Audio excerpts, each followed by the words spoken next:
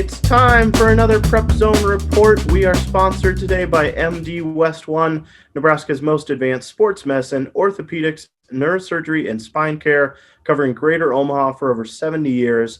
I'm your host, Jake Anderson. Joining me today is Mike Patterson. Hopefully we'll warm you guys up with some basketball news. The on-court action is heating up.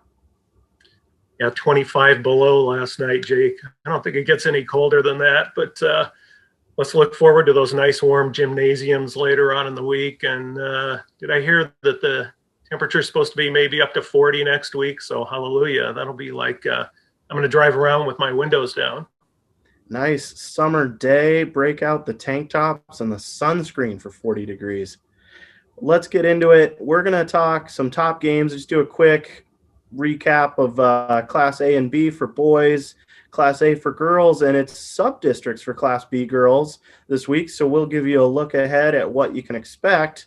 We got some good games tonight for Class A and boys. Omaha Creighton Prep at Millard North, Lincoln Pius X at Lincoln Southeast, and then later in the week, Omaha Central at Bellevue West, Grand Island at Pius, Gretna at Westside, Kearney at Millard North, and the in-state action continues Saturday as well. Central at Omaha Creighton Prep, Papio South at Lincoln North Star, and Millard West facing out-of-state Davenport, Iowa at Des Moines. And in Class B, tonight, Beatrice at Wahoo. Thursday, Elkhorn Mount Michael at Bennington. Friday, Elkhorn at Roncalli. Wahoo at Norris, and Waverly at Beatrice. And Class A and girls might be even better this week, PAT. Right. There, as you mentioned, there's a lot of great boys games this week, Jake. And you mentioned Central at Bellevue West on Friday. That's where I'm going to be for the boys and girls doubleheader. All four of those teams are really solid this year, obviously. And I think, that the Central girls, they've really stepped it up this year. I've written about there's been a division a little bit in girls basketball Class A of a top five, and the Eagles are definitely in that top five this year. And Bellevue West has done some really nice things this year. Taryn Wharton, their top player, I think she's a Northern Iowa recruit. She's one of the top scorers in the Metro. So I think Bellevue West is always tough in the Thunderdome, girls and boys, so that should be a really good doubleheader on Friday night. Gretna's at Westside on Friday night, Kearney's at Millard North, and Lincoln East is at Papio. And Jake, I think the Class A pairings for the state tournament or for the districts coming up will be out by the time these games are played, but still these teams want to win down the stretch and have some momentum going into those districts. And Saturday, I think Lincoln High's at Gretna, Westside's at Millard South, Central's at Marion. So got a lot of good games coming up this week, girls-wise, and you mentioned a lot of great ones for the boys too. Yeah, key with districts coming up, shaping that bracket, what it might look like. And speaking of shaping the bracket, we're in Class B sub-districts. We already have the B1 title game matchup set. Omaha Gross 16-6 against Omaha Duchesne 9-13. Well, we certainly have to give the edge to the Cougars in that one, Jake. I saw them a couple of weeks ago when they played Elkhorn North. Elkhorn North beat them, but Gross has one of their better teams this season. So I really like them to survive and playing at home. I like them coming out of that B1 district.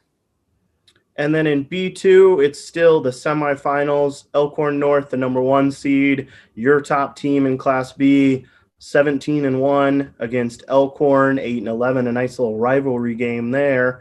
And the 2 seed Omaha Skutt, 16-4 against the 3 Bennington, 13-9. Usually that number 1, that top team gets a pretty good draw, but to have Omaha Skutt as your 2 seed in sub-districts?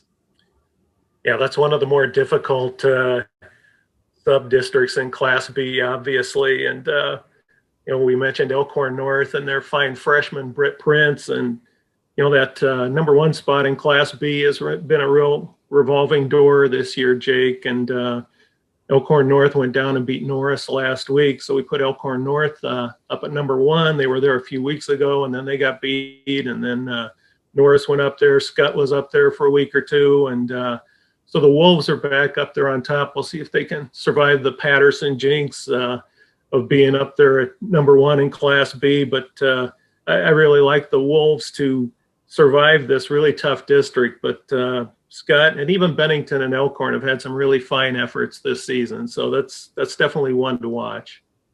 And then in B3, the #1 seed is Ashland Greenwood, 13-9. They'll play the 4 Plattsmouth, 1-16. Bottom of the bracket, #2 Platteview at 11-10. The #3 Waverly is 7-13. Right. Again, I think we have to go back to that home team. Ashland Greenwood has a very solid team this year. Kiara Leibel is their top player, and she's averaging about 20 this season. So Waverly's been okay. Plattview's been okay. Plattsmouth not quite there. I expect AG to handle them handily, but yeah, I'm thinking Ashland Greenwood in that district is looking pretty good, Jake. And then in B4, that #1 seed Norris at 17-2. They'll play Nebraska City at 5-15. And this 2-3 matchup, this is another good one here. #2 Crete, 19-2. #3 Beatrice, 13-3. That's a great bracket. That is a great bracket. And Norris is a really nice gym. It's a great site for that sub-district. And we mentioned Norris already. I really believe that they're going to be one of the teams to fear at the state tournament. I really expect the Titans to get back to the state tournament. They lost last year at state to the eventual champion Crete, and that was a very close game. Beatrice and Crete also in this sub-district. Crete, we wrote about them last week, Jake. John Larson, their coach, longtime coach at Southeast in his 3rd year with the Cardinals, just became the state's all-time winningest girls basketball coach. So congratulations to John Larson for that. But Norris, Beatrice, and Crete, all really close, but I'm going to give the edge to the homestanding Titans to survive that district. That's a tough one to project.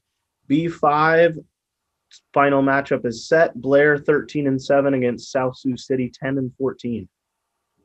We don't have to say too much about South Sioux City and their success over the years, Jake. 12 state titles, more than anybody else in any class in the state. They've been a little bit down last couple of years, but they've I think they beat Gross about a week ago, so they're playing better right now. And I think Blair is catching them maybe at not the best time, but Blair has one of their best teams in several years this year. So they'll be playing at home. I think Blair gets the slight edge, but I think South Sioux City, like I said, the great tradition they have. Kyra Fisher, one of their fine guards, just went over 1,000 points for her career. So maybe the Cardinals can surprise, but slight edge to those Blair Bears right there. And then in B6, another great final matchup. York 19-3, Grand Island Northwest 13-10. Right. Not a surprise that those two teams survived. And, Northwest, the Vikings, they got off to a little bit of a slow start this year, but they've come on the second half of the season.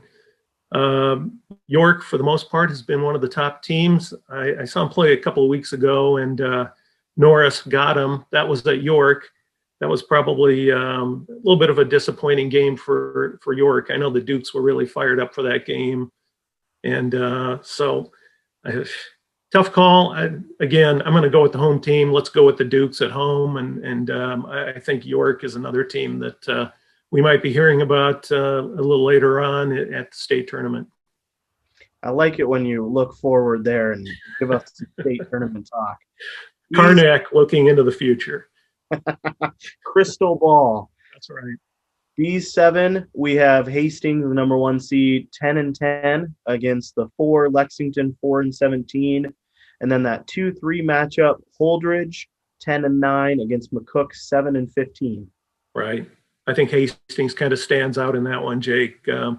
Tigers are usually pretty salty. And I think, again, playing at home, that B7 subdistrict, let's give the edge to Hastings. And B8, our final matchup, and the final is set. Scottsbluff 16-6 against Gehring 14-10.